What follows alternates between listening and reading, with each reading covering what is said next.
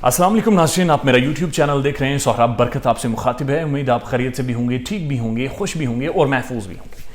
नाज़रीन, लाहौर पाकिस्तान का एक तारीखी शहर है। करारदाद पाकिस्तान लाहौर से ही मंजूर हुई थी और बड़ी इंपॉर्टेंस है इस शहर की।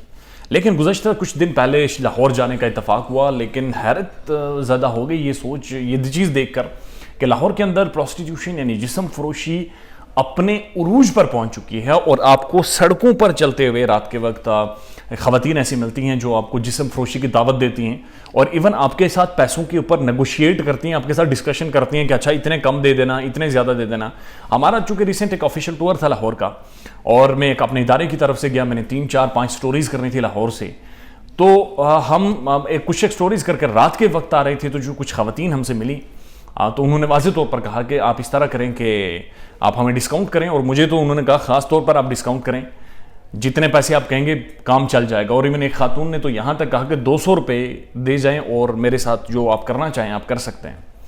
और उसके लिए उन्होंने ख़ास जगह बना रखी हैं जहाँ पर ले जाकर आप उनके साथ कोई भी काम कर सकते हो। जब मैंने उनसे पूछा कि ये कैसे सेफ़ नहीं है, ये जगह सेफ़ नहीं है, अगर आपकी जो जिस्म फरोशी है इसके लिए ये जगह सेफ़ नहीं है, तो उन्होंने कहा ये जो सामने होटल्स बने हुए हैं वो बड़े अच्छे अच्छे होटल्स थे, यानी एक रेप्यूटेड इदारों के एक बड़े बड़े अच्छे होटल्स थे। तो जब मैंने उनसे डिस्कस किया कि इन होटल्स की सिक्योरिटी होती है, ज़ाहिर है मामलात होते हैं, तो ये तो पॉसिबल नहीं है। तो उन्होंने कहा जी कोई मसला नहीं है, इन होटल्स के जो मैनेजर हैं, जो वेटर्स हैं, वो सारे हमें बड़े अच्छे से जानते हैं। बल्कि अगर आप होटल के अंदर जाके रहेंगे और वो यहाँ के वेटर्स को कहेंगे तो वो हमें आकर बुला कर ले जाएंगे। लिहाजा यू डोंट वरी, बिल्कुल परेशानी होने की ज़रूरत नहीं, आप सिर्फ हमें बताएं कहाँ पर आना है और क्या चीज़ करनी है। ये सिर्फ लाहौर का वाक़या था। जब हम वापस आए तो मैंने अपने इदारे के जो आला उहदेदारान हैं, मैंने उनसे डिस्कस की ये चीज़, और मैंने उनसे पूछा कि जनाब क्यों ना एक ऐसी ही खातून का इंटरव्यू किया जाए जो जिस्म फरोशी करती है, और उनसे ये समझने और पूछने की कोशिश की जाए कि आया ये फाइनेंशियली लोग बैंकरप्ट हो गए या फिर पैसों की बहुत ज़्यादा बहुत कम टाइम में जल्दी कमाने की लालच है, और किस तरह की इनकी ज़िंदगी होती है, उसके ऊपर इंटरव्यू करें।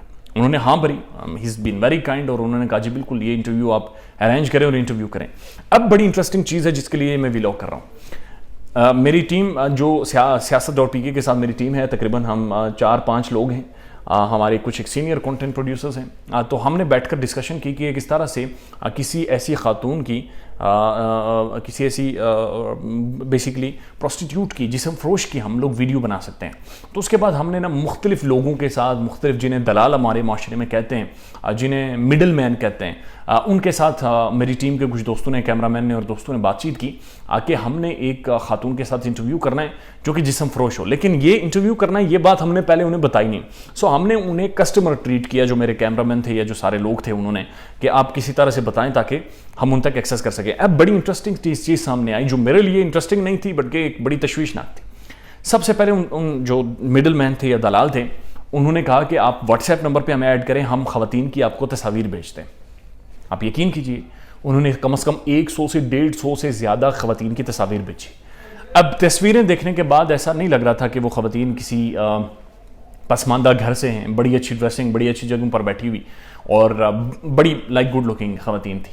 उसके बाद उन्होंने कहा कि आप इस्लामाबाद के फ़लाँ एरियाज़ में आ जाएं। अब वो एरियाज़ वो हैं जो कि मिडल या लाइक सेंटर ऑफ इस्लामाबाद के पोश एरियाज़ है। इस्लामाबाद है इतना सा, उसके पोश एरियाज़ में वो घर हैं, वो जगह हैं।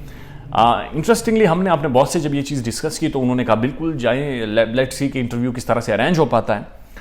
तो जब हम गए, हम तकरीबन 4 लोग थे और मैंने खुद चूँकि इंटरव्यू करना था, जब हम गए तो मैं बिल्कुल हैरान रह गया। और वो जो दलाल था, मिडल मैन था, हमने उनसे के साथ डिस्कस किया कि ये जो ख़वातीन हैं इनके साथ अभी भी उन्हें नहीं पता चला था कि हम जर्नलिस्ट हैं और हम इंटरव्यू करना चाहते हैं। तो मैंने उनसे कहा कि अगर इनके साथ हम कोई भी मामलात करना चाहें या चलाना चाहें तो आप क्या समझते हैं कि ये किस तरह से मुमकिन हो सकेगा। पुलिस आ सकती है, DC इस्लामाबाद बहुत ज़्यादा मुतहर्रिक है, IG इस्लामाबाद बहुत मुतहर्रिक है, एंड ज़ाहिर एजेंसीज़ हैं पाकिस्तान की। तो उन्होंने कहा जनाब हम मुख्तलिफ़ जगहों पर मुख्तलिफ़ इदारों में तकरीबन 8 से 10 लाख रुपये महीना देते हैं। लिहाजा यू डोंट वरी, जहाँ पर हमारी ख़वातीन जाती हैं वहाँ पर कुछ भी हो सकता है, लेकिन वहाँ पर छापा नहीं पड़ सकता या वहाँ पर पुलिस या फिर ये इदारे जाएंगे नहीं, क्योंकि हमारे इनके साथ लिंक्स हैं। तो जिस तरह से वो एक मार्केट के सेंटर में खड़े होकर ये सारी बातें कर रहा था, तो उससे बड़ा एविडेंट था कि इनके पीछे बड़ी तगड़ी लोग हैं, बड़ी तगड़ी पार्टियाँ हैं, बड़े कोई मजबूत लोग हैं। तभी जब कोई पीछे तगड़ा होता है तभी आप इतनी बड़ी बात एक इस्लामी मुल्क में और इस्लामाबाद में जो कि इस्लाम के नाम पर बना है, آپ وہاں پر کھڑے ہو کر آپ بات کر سکتے ہیں. کہنے کا سارا مقصد یہ ہے کہ ہم نے پھر انٹرویو نہیں کیا, پوسٹ پون نہیں کیا بلکہ نہیں کیا, چونکہ اس کی بنیادی وجہ یہ تھی کہ ہمیں ان ساری ریسرچ کے دوران ایسا تاثر ملا تھا کہ شاید یہ انٹرویو ایسا کریں گے تو یہ ادارے کے لیے زیادہ نقصان دہ ہوگا, کیونکہ یہ بڑے تگڑے لوگ ہیں اور بڑی کنڈا, جسے کہتے ہیں نا کنڈا رکھتے ہیں, کیونکہ اگر ان کا کوئی بھی انٹرویو سامنے آ جائے تو وہ انٹرویو نہیں ہو سکا. لیکن اس کے بعد جب لاہور ہم گئے شوٹ کر رہے ہیں تو ہم نے دیکھا کہ سڑکوں پر یہ چیز عام ہے, کوئی بولنے والا نہیں ہے, کوئی پوچھنے والا نہیں ہے, پولیس کچھ کر نہیں سکتی, کچھ ہی منٹ پر دور کھڑی پولیس ہوتی ہے بٹ بولتی نہیں ہے, کسی کو کچھ کہتی نہیں ہے, کوئی قوانین موجود نہیں ہیں, کوئی لاز موجود نہیں ہیں, آپ کسی کے بارے میں کوئی احکامات نہیں جاری کر سکتے.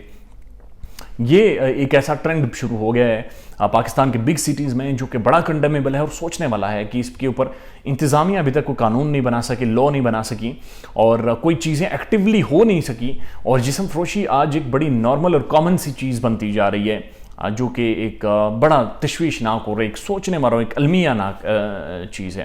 اپنا خیال رکھیے گا اور ہمارے چینل کا بھی. اللہ حافظ.